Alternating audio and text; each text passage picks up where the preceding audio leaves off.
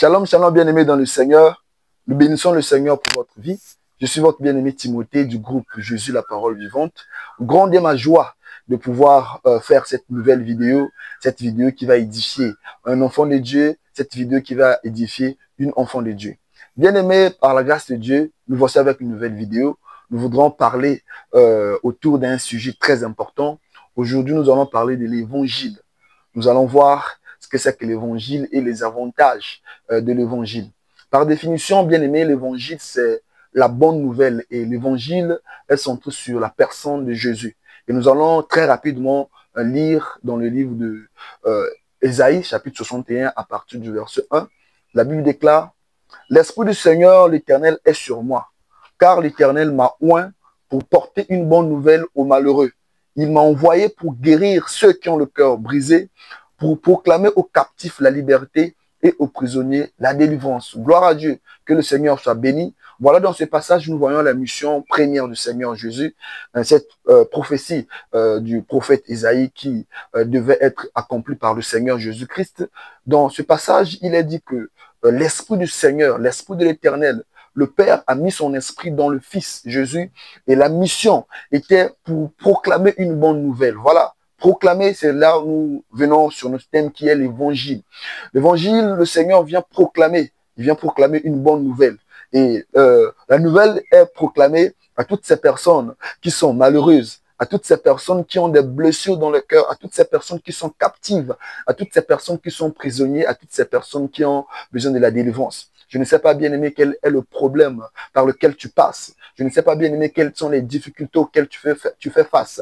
Je vais t'annoncer qu'il y a une personne qui est morte pour toi à la croix. Il y a une personne qui peut te sortir de ce trou-là dans lequel tu te trouves. Il y a une personne qui peut te guérir et cette personne s'appelle Jésus. Gloire à Jésus. Voilà, bien aimé, dans ce passage, il est parlé de l'évangile.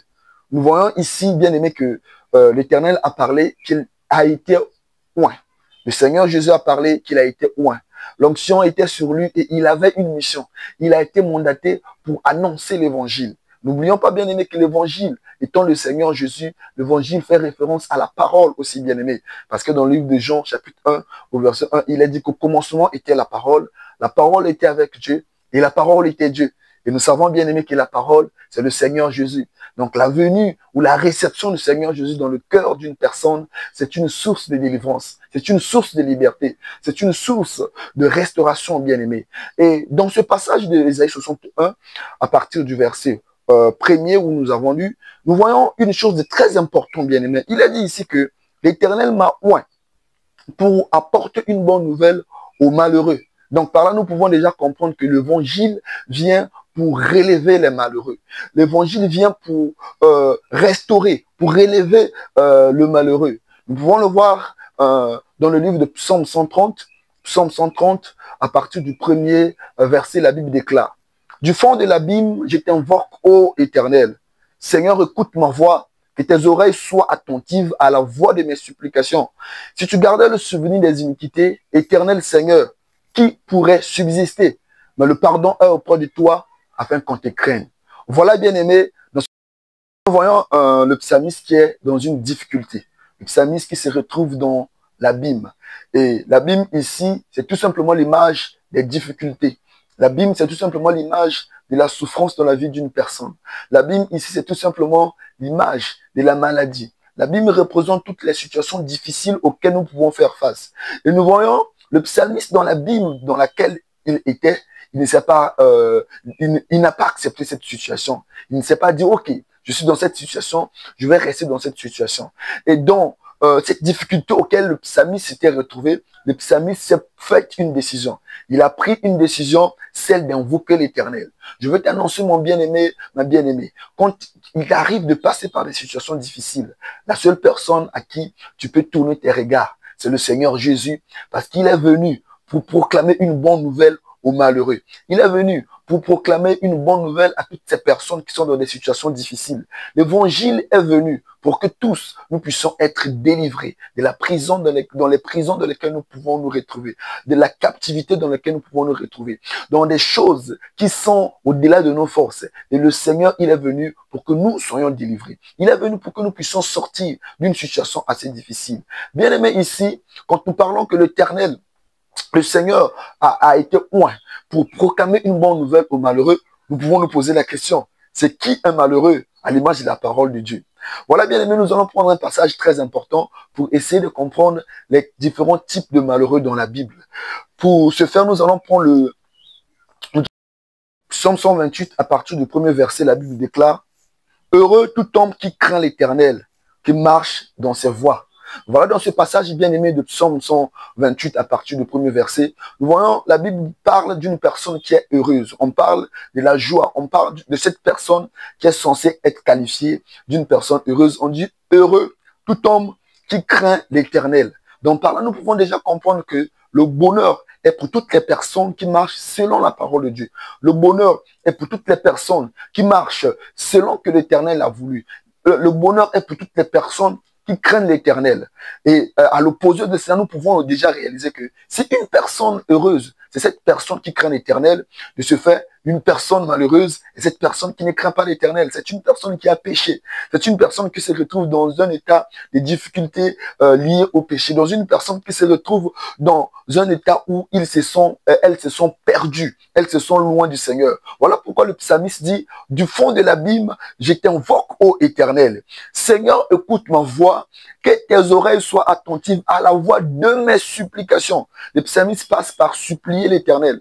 Le psalmiste passe par reconnaître qu'il est dans une difficulté. Je veux t'annoncer, bien-aimé, que quand il t'arrive de te retrouver dans des situations difficiles, la seule personne à qui tu peux te tourner, c'est le Seigneur Jésus. La seule personne à qui tu peux porter tes supplications, c'est le Seigneur Jésus. Le psalmiste, dans le verset 3 du psaume 130, il dit, si tu gardais le souvenir des iniquités, ô Éternel Seigneur, qui pourrait subsister? Nous pouvons déjà voir qu'il y a un lien entre l'abîme dans lequel le psalmiste se retrouvait et le péché ou l'état de péché dans lequel le psalmiste pouvait se retrouver.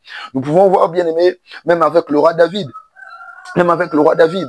Le roi David a péché avec la femme de son serviteur Uri. Uri, le soldat de l'armée d'Israël. Voilà, le roi David, après qu'il ait péché avec Bathsheba, la femme d'Uri, l'Éternel avait eu à frapper, il avait eu à condamner. Et parmi les condamnations, parmi les peines auxquelles David devait faire face, il était question que abusé par une autre personne. Les femmes de David seront abusées par une autre personne et nous avons vu cette prophétie, nous avons vu cette parole se réaliser quand Absalom, le fils de David, avait eu à coucher avec les concubines de son père David. Et malgré cette situation dans laquelle David pouvait se retrouver, malgré cette situation dans laquelle David, cet abîme dans laquelle David pouvait se retrouver à cause du péché, l'Éternel n'a pas arrêté, l'Éternel ne s'est pas dit, ok, David a péché, je vais lui bloquer ma grâce, je vais lui bloquer ma voix. Mais l'Éternel a redonné une nouvelle chance à David. L'Éternel a redonné une nouvelle chance à David parce que il est le Dieu qui, s'il gardait le souvenir des iniquités, personne ne pourrait subsister. Je vais annoncer à un frère, à une sœur, tu es un chrétien, tu es un chrétien, tu vis dans la crainte de Dieu. Mais à un certain moment, tu t'es retrouvé que tu es tombé dans le péché. Je vais t'annoncer qu'il y a une bonne nouvelle, bien-aimé, que tu peux encore te repentir, tu peux encore te relever. Tant qu'il y a la vie, il y a de l'espoir. Ce n'est pas encore fini pour toi. C'est dont l'Éternel t'appelle. Ce n'est pas de rester dans cet état de péché dans lequel tu es. L'Éternel ne voudrait pas que tu restes dans cette vie-là qui est misérable, dans cette vie-là qui n'honore pas l'Éternel, qui n'honore pas le Seigneur. Ne te dis pas que non, je suis coupable. J'ai fait ceci, j'ai fait cela. Est-ce que l'Éternel peut me pardonner? Oui, l'Éternel peut te pardonner. L'Éternel est capable de te faire sortir dans cet état de l'abîme dans cet état d'abîme dans lequel tu te retrouves, où le péché a créé beaucoup de difficultés, où le créé a créé des conséquences. Certes, l'Éternel t'a pardonné, mais tu te rends compte qu'il y a encore des conséquences qui sont là. Je veux t'annoncer, bien-aimé, que nous servons le Dieu qui est miséricordieux. Nous servons le Dieu qui est compatissant. Il est un Dieu qui accorde la chance à ceux qui se répondent de tout leur cœur, à ceux qui prennent la décision, qui réalisent que oui, j'ai péché, mais je vais retourner à la maison de mon Père. Il est le Dieu qui qui était un père miséricordieux, comme à l'image de l'enfant prodigue. L'enfant prodigue était parti loin de son père. Il a dilapidé les richesses de son père. Il a dilapidé son héritage. Mais il s'est dit, je retournerai à la maison de mon père. Je vais t'annoncer, bien-aimé, que le moment où le moment où tu devais passer chez les cochons, être avec les porcs, ce moment-là est passé. Voici le moment pour toi de revenir au Père. Le Père t'attend, bien-aimé. Il t'attend les bras ouverts. Il dit, le psalmiste dit, si tu gardais le souvenir des iniquités éternelles, Seigneur, qui pourrait subsister? Nous pouvons voir, bien-aimé, que la colère de l'Éternel ne dure pas toujours, bien-aimé. L'Éternel est un Dieu miséricordieux. Il est un Dieu lent à la colère. Tout ce qu'il attend sur toi, c'est qu'il a dit que si tu reconnais tes fautes, si tu prends la décision d'arrêter avec cette vie, si tu cries à lui, si tu le supplies à l'image du psalmiste, l'Éternel est capable de te sortir de cette situation. Le psalmiste vient au verset 4 et dit, mais le pardon est auprès de toi, afin qu'on te craigne. Nous voyons ici, bien aimé, le psalmiste qui s'est retrouvé dans l'abîme, le psalmiste qui se voyait que non dans l'abîme, dans les difficultés auxquelles il était. Il a reconnu une chose, c'est que Dieu ne garde pas le souvenir des iniquités pour toujours. Tout ce qu'il attend de nous, c'est que nous puissions nous repentir. L'Éternel ne veut pas te condamner. L'Éternel attend de toi,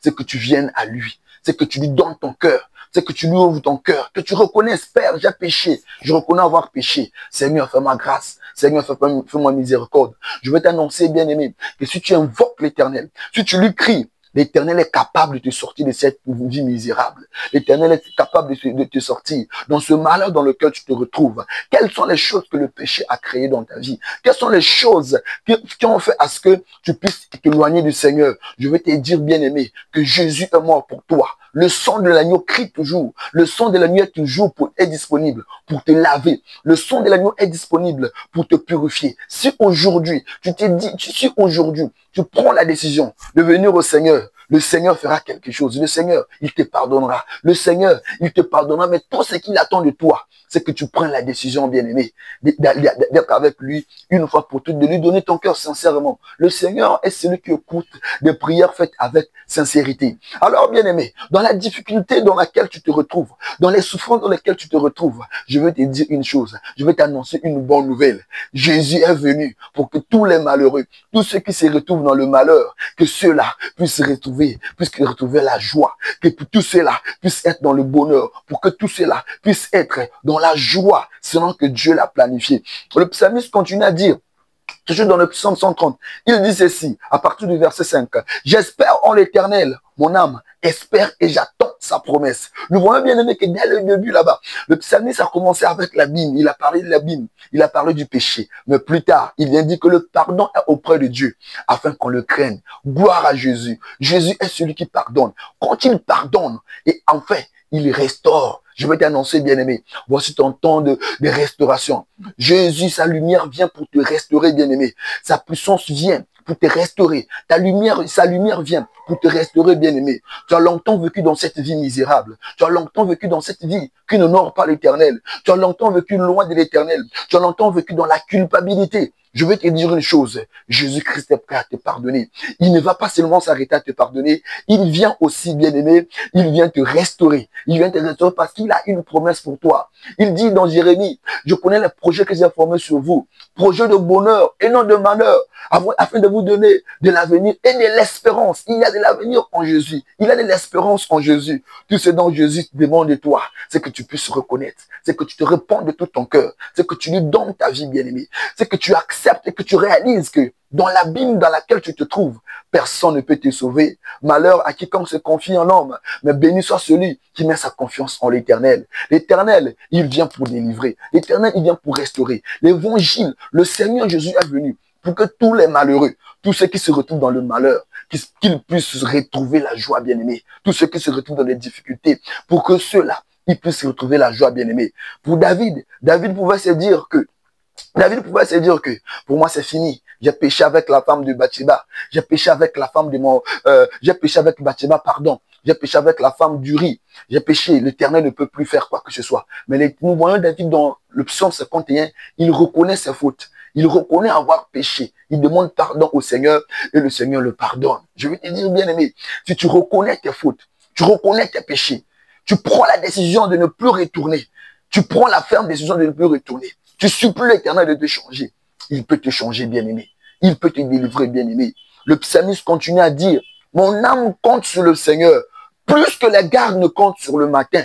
Que les gardes comptent sur le matin. Israël, mets ton espoir en l'Éternel, car la miséricorde est auprès de l'Éternel, la rédemption est auprès de lui en abondance. Voilà, bien-aimé, ton espoir, c'est en l'Éternel. Mets ton espoir en l'Éternel, car ta rédemption viendra de l'Éternel, bien-aimé. Ta rédemption viendra du Seigneur Jésus, parce qu'il a la miséricorde, bien-aimé. C'est un Dieu miséricordieux, bien-aimé. Il est le Dieu miséricordieux. La rédemption est auprès de lui en abondance. L'Éternel est capable de te délivrer. L'Éternel est capable de te restaurer. Il dit, pour proclamer une bonne nouvelle aux malheureux. Il m'a envoyé pour guérir ceux qui ont le cœur blessé, bien-aimé. Quelles sont les blessures qu'il a dans ton cœur? L'évangile est venu pour que, là où tu avais des blessures dans ton cœur, bien-aimé, là où tu pouvais te dire que moi, il n'y a personne qui m'aime. L'évangile de Jésus vient te restaurer. Jésus qui tend la main et dit, je t'aime mon fils, je t'aime ma fille. Viens à moi parce que je suis mort pour toi. Viens à moi parce que j'étais créé pour que tu serves à ma gloire. Je t'ai créé pour que tu sois ma fille. Je t'ai créé pour que tu m'adores en esprit et en vérité. Il dit, pour proclamer aux captifs la liberté et aux prisonniers la délivrance. Voilà les avantages de l'évangile. L'évangile donne la liberté aux captifs. Toi qui te retrouves dans la captivité du péché, toi qui te retrouves comme dans des situations qui sont difficiles, tu n'arrives pas à t'en sortir, tu n'arrives pas à savoir comment puis-je faire, comment faire ici. Le psalmiste dit ceci. De la même manière que les soldats, de la même manière que les gardes comptent sur le matin, toi, compte sur l'Éternel. Toi, compte sur le Dieu Tout-Puissant. Parce que lui seul peut te sauver. Lui seul peut faire de grandes choses dans ta vie. Voilà, bien-aimé, nous bénissons le Seigneur pour votre vie. Que la paix, la bonté, la fidélité soient avec vous, bien-aimés. C'est que tu dois retenir, bien-aimé, dans cette vidéo. C'est que tu dois compter sur le Seigneur. Compte sur lui. Tu as longtemps vécu dans cette vie qui n'honore pas l'Éternel. Mais voici le moment pour toi de revenir au Seigneur. Il n'est pas trop tard, bien-aimé, de revenir au Seigneur. Que tu as vécu longtemps, que tu as vécu jadis dans une vie de sainteté. Et plus tard, tu t'es retrouvé dans une vie de péché. L'Éternel t'appelle encore. Il dit, viens aujourd'hui, viens, parce que ma grâce est encore disponible, parce que la miséricorde est là. Je peux te restaurer, je peux te sauver. Les choses que tu cherches dans le monde là-bas, Jésus peut te les donner. Les choses pour lesquelles tu as vendu ta dignité, Jésus peut te les donner, bien-aimé. Que le Seigneur vous bénisse. C'était votre bien-aimé Timothée. Tel que nous l'avions annoncé sur notre page Facebook Jésus la parole vivante, de temps en temps nous aurons à poster des vidéos sur notre chaîne YouTube et sur notre page Facebook ainsi que dans notre groupe WhatsApp. Voilà, bien aimé, abonnez-vous à notre chaîne YouTube Jésus la parole vivante ainsi qu'à notre page Facebook Jésus la parole vivante. Si vous voulez entrer en contact avec nous, vous pouvez nous contacter sur notre numéro officiel WhatsApp, le numéro officiel du groupe Jésus la parole vivante qui est le +242 06 721 88 55. Shalom, shalom. Que l'Éternel vous bénisse.